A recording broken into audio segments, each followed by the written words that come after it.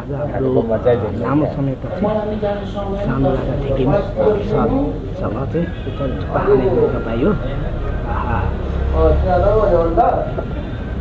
थुक्पा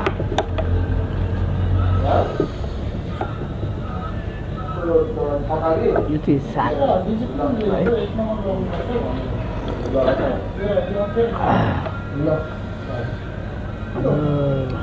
धेरै तातो हो।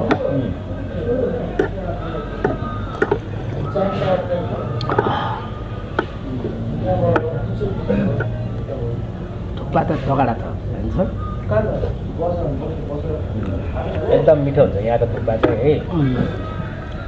म थुक्पा खानको लागि धरान 5बाट होइन फेरि यो 17मा आउँछु होइन। अनि यहाँको यो थुक्पा चाहिँ भेज थुक्पा होइन पहिला 2-3 वर्ष भइसक्यो होला हामीले खान थालेको है।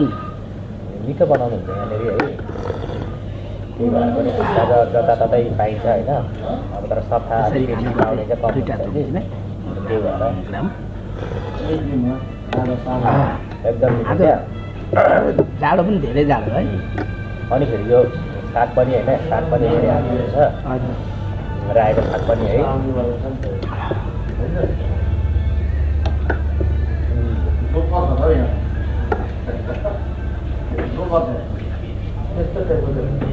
कस्तो मिठो है। हो नि रायोको सागसँग खानु फेरि विशेष त अर्को छ नि त होइन अर्ग्यानिक।